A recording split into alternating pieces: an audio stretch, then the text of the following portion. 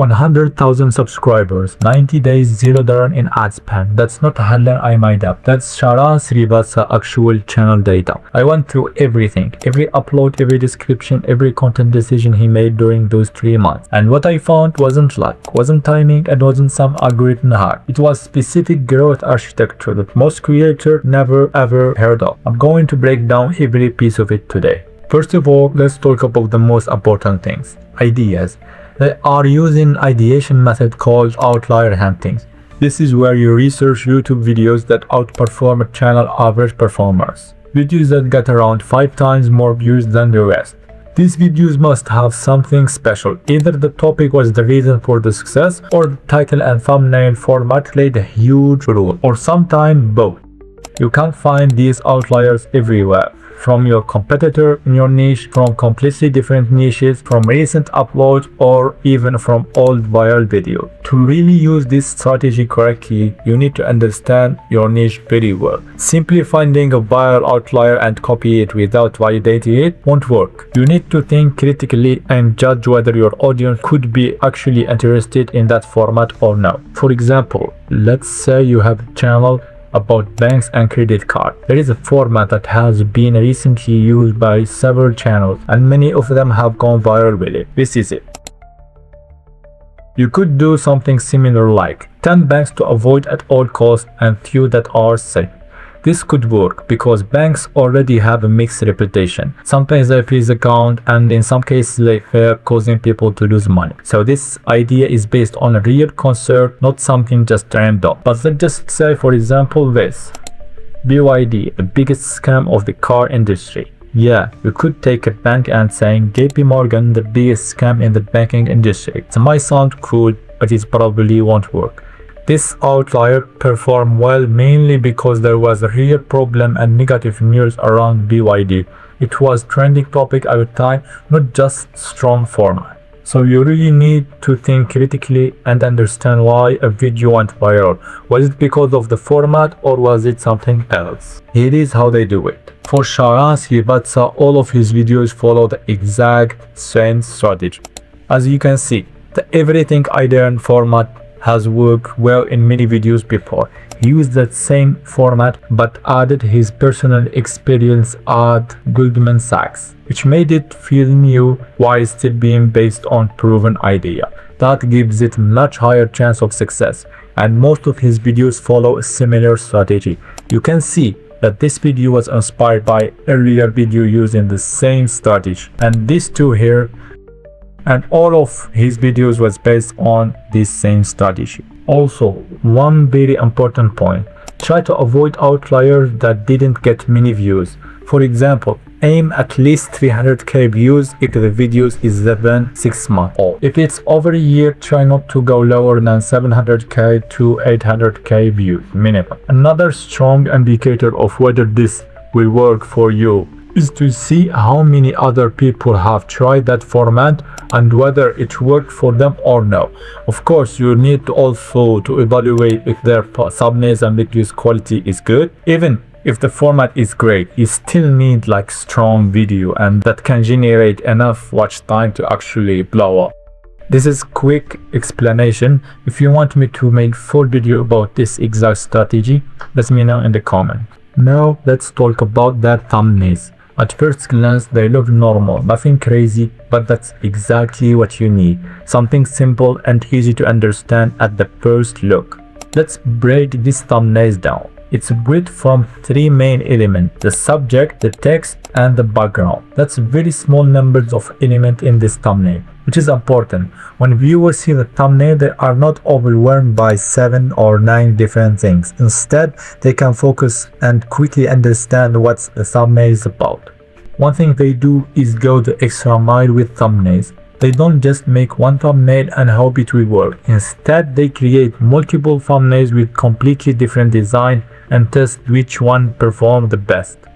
To go viral on YouTube right now, you really need strong thumbnail, and to get that you have to test different options until you find what works. If you rely on just one thumbnail, you are wasting a lot of your video's potential. For example, in one video here, they tested 5 different thumbnails before settling on the one that likely performed the best. Here is quick tip if you want to use this strategy. Try to avoid relying on the A/B testing feature in YouTube Studio. In my experience and from others I know personally, it's not always reliable. Instead, test thumbnails manually. Start with one thumbnail and track the views, not the CTR. Then switch to another thumbnail, wait few hours and see if the views go up or down.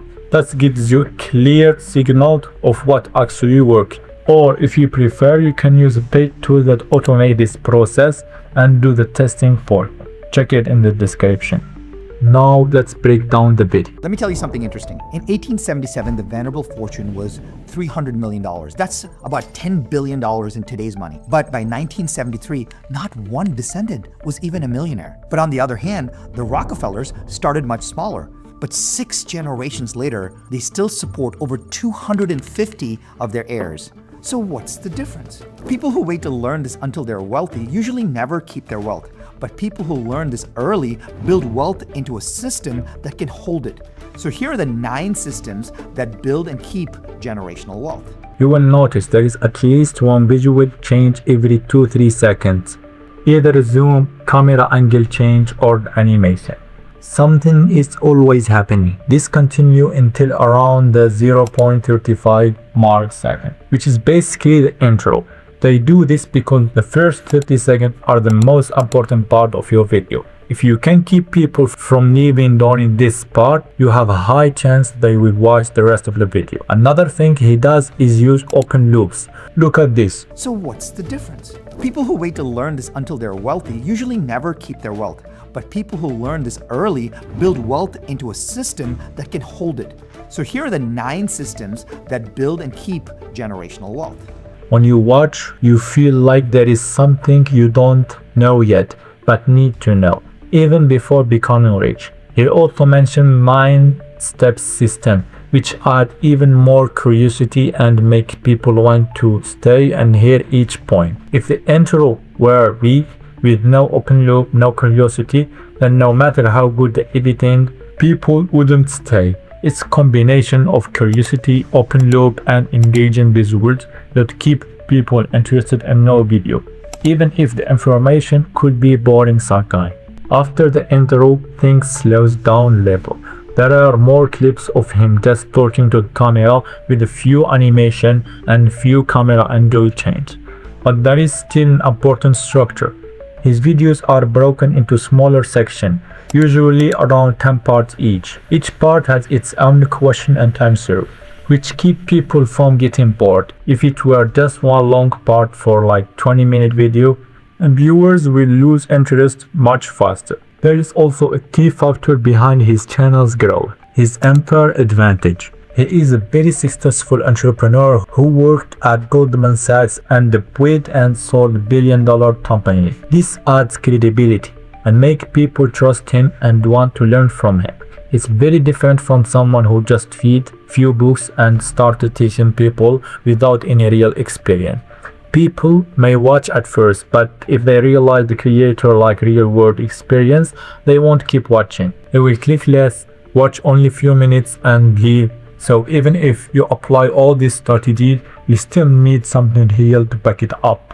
I won't go further into explaining his full strategy. Instead, I will share with you few lessons you can apply today to get more views on your channel. Use the outlier hunting strategy to come up with your ideas. Don't just rely on what comes on your mind or ask an AI. Spend time researching YouTube to find outliers that actually fit your audience. Experiment a lot with your thumbnail because they play a huge role in your video's success. You can also use the outlier method for thumbnails. And honestly, if you are an average designer, it's better to hire someone talented. Great thumbnails take a lot of time, so outsourcing can be a very smart move. Make sure your intro is well scripted and edited. If you mess this up, your entire video can flop, even if everything else is done right. Your video should be well structured, with different parts and multiple open loops every 1-2 minutes to keep people engaged. Taking time to think about your own experience or skills, something you are good at, use that as your unfair advantage to build trust with your audience. One very important point, you need to try a lot. Even with the right strategy and good videos, you still have to post consistently until you hit that viral video. You can see this even on big channels. They follow the same system, but still have videos that don't perform well. So testing and volume are key. That's it for this video. I hope you found it helpful. I will be making more videos on how to grow on YouTube as business owner or consultant, especially like people with their faces on the camera. Leave a comment and tell me your biggest problem with YouTube, and I will try to cover it in my next videos.